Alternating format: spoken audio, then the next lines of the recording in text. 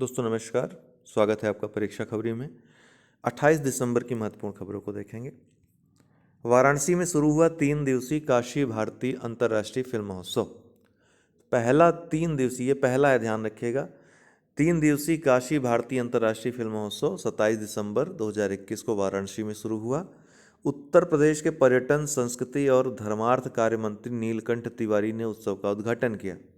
अब यहाँ पे स्टेटमेंट दे सकता है कि प्रधानमंत्री मोदी ने उद्घाटन किया, तो गलत हो जाएगा। इस महोत्सव का आयोजन सूचना एवं प्रसारण मंत्रालय द्वारा उत्तर प्रदेश सरकार के सहयोग से किया जा रहा है। कार्यक्रम के दूसरे दिन पैनल के बीच विचार विमर्श होगा। नीति आयोग ने की चौथी the healthy states progressive India report जारी।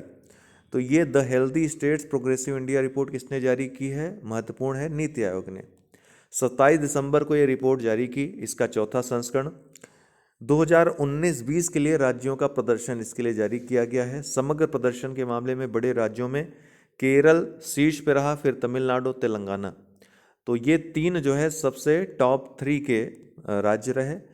छोटे राज्यों में मिजोरम और त्रिपुरा और दादरा और नगर हवेली, दमन और दीव, ये 3, अर्थात मिजोरम त्रिपुरा पहले स्थान पे, दादरा नगर हवेली दूसरे स्थान पे, और दादरा नगर हवेली और दमन दीव तो अब एक ही हो गए हैं, तो ये दूसरे स्थान पे रहे। समग्र प्रदर्शन के मामले में केंद्र शासित प्रदेशों में देखा जाए तो चंडीगढ़ जो है पहले स्थान पे रहा, टॉप पे रहा।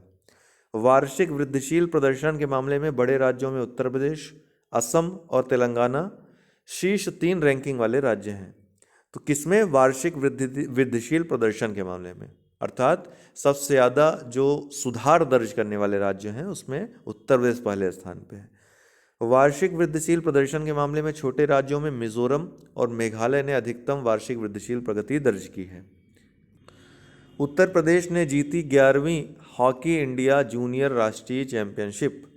तो हॉकी में उत्तर प्रदेश हॉकी को 25 दिसंबर 2021 को तमिलनाडु के कोविलपट्टी में फाइनल में 11वीं जूनियर राष्ट्रीय पुरुष चैंपियनशिप के विजेता का ताज पहनाया गया। इसने हॉकी चंडीगढ़ को 3-1 से हराया। किसको हराया यह भी याद रखिएगा। हॉकी एसोसिएशन ऑफ ओडिशा ने हॉकी हरियाणा को हराकर तीसरा स्थान हासिल किया था। विरल Desai global environment and climate action award से सम्मानित हुए हैं।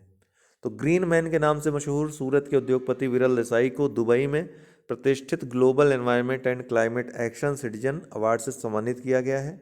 उन्हें दिसंबर 2021 में दुबई के अटलांटिस द पाम में संस्कृति युवा संस्थान द्वारा भारत गौरव सम्मान से सम्मानित किया गया। यूके, यूएस सहित 11 देशों की 28 प्रमुख हस्तियों को सम्मानित किया गया है, जिनमें एक ये भी है। हिमाचल प्रदेश ने तमिलनाडु को हराकर जीती विजय हजारे ट्रॉफी। तो हिमाचल प्रदेश ने 26 दिसंबर 2021 को राजस्थान के सवाई मानसिंह स्टेडियम में विजय हजारे ट्रॉफी के फाइनल में तमिलनाडु को हराया। हिमाचल प्रदेश ने तमिलनाडु को 11 रनों से हराया। यह इसका पहला घरेलू खिताब भी है। टीम वीजेडी वी जयदेवन प्रणाली पद्धति से जीती है। यह बारिश से बाधित सीमित ओवरों के क्रिकेट मैचों में लक्ष्य स्कोर की गणना करने की एक विधि है। ठीक है, ध्यान रखिएगा, हिमाचल प्रदेश ने ये जीता है। और विजय हजारे ट्रॉफी किससे संबंधित है? तो क्रिकेट से संबंधित है। चीन ने लॉन्च किया उच्च रिजोल्यूशन वाला कैमरा उपग्रह जियुआन 102E। तो चीन ने 26 दिसंबर 2021 को एक कैमरे के साथ एक नया उपग्रह लॉन्च किया जो 5 मीटर के संकल्प के साथ जमीन की तस्वीरें ले सकता है।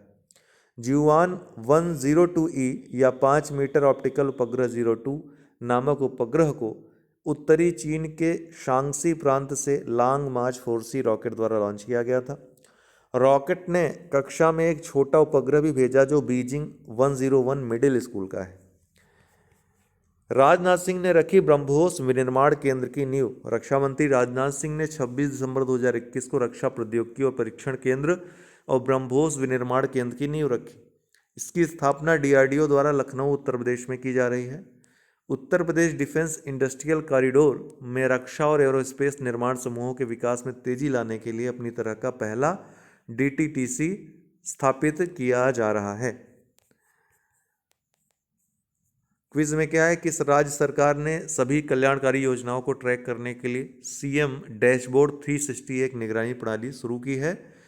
तो वो राज्य है तमिलनाडु। ध्यान रखिएगा, तमिलनाडु सरकार ने चेन्नई में मुख्यमंत्री डैशबोर्ड निगरानी प्रणाली सीएम डैशबोर्ड तमिलनाडु 360 का शुभारंभ किया। भारत इनमें से किस देश के बजाय यूनिकॉर्न को मेजबानी करने वाला तीसरा देश शीर्ष देश बन गया है? तो यूनाइटेड किंगडम के बाद, ठीक है, तो भारत यूनाइटेड किंगडम की जगह यूनिकॉर्न की मेजबानी करने वाला तीसरा शीर्ष देश बन गया है। दरअसल हुरून, मैंने कल बताया था कि रिसर्च इंस्टीट्यूट ने एक Hurun India future unicorn list जारी की है। उसमें अमेरिका पहले स्थान पे, दूसरे स्थान पे चीन, और तीसरा सबसे बड़ा इकोसिस्टम प्रदान करने वाला स्टार्टअप के लिए भारत बन गया है ब्रिटेन के स्थान पे। पहले ब्रिटेन तीसरे स्थान पे था, ठीक है, कुल मिला के ये बात है। सिल्वर लाइन एक सेमी हाई स्पीड रेलवे परियोजना किस राज्य में बनाई जा रही है? तो ये केरल में बनाई जा रही है, एक सेमी हाई स्पीड रेलवे परियोजना है, ठीक है, केरल में। पर्यावरणविद डॉक्टर अनिल प्रकाश जोशी को सामाजिक न्याय 2021 के लिए किस प्रकार से सम्मानित किया गया है, किस पुरस्कार सम्मानित किया गया है? तो ये है मदर टेरेसा मेमोरियल अवार्ड, कल हमने चर्चा की थी इसकी। अमेरिकी स्वास्थ्य नियामकों ने किस बीमारी के खिलाफ पहली गोली को अधिकृत किया है? तो कोविड-19 के खिलाफ पहली गोली को अधिकृत किया है।